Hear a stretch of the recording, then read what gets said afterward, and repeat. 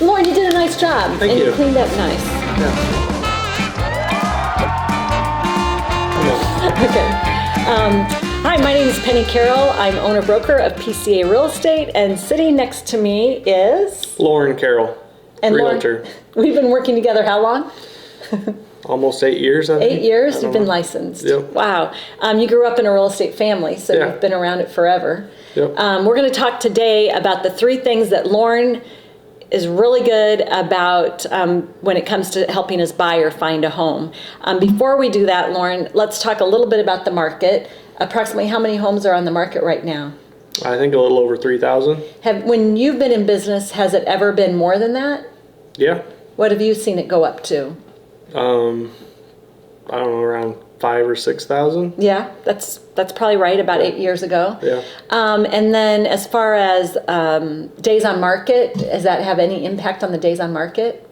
Yeah. Well, interest rates are getting up there a little bit, and days on market's getting longer. I mean, some houses are still selling right away. It just depends on the price point and what area of town you're in. Right.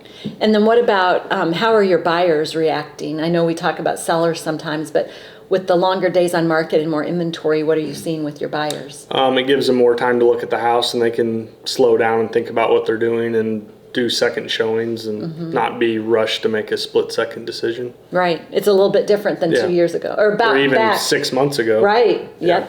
Yep. Okay, so the 3 things, one of the questions I had for Loren for you this morning was, what are 3 things that you think are the most important when you're helping your buyers? I always look at the location of the house and the foundation and the bones.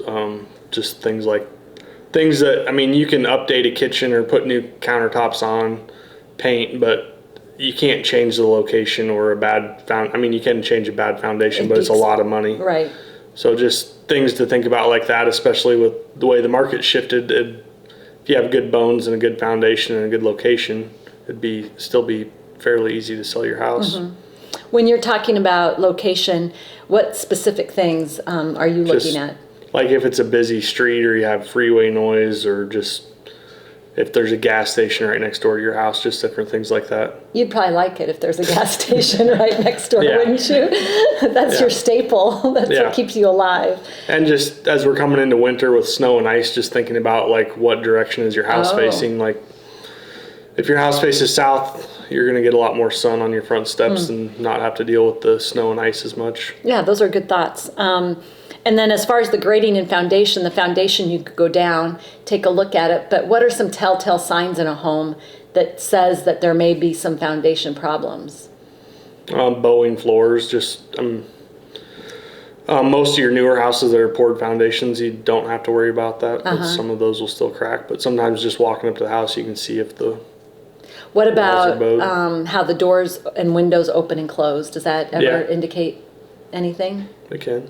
So probably third on your list too is value. As you're representing buyers and their best interests, what are some things that help you determine if this is a good value for them? We just compare it to some of the houses in the neighborhood to see what they sold for and how long they were on the market. So there you have it. 3 things on Loren's list: value, location, and grading and foundation. Bones.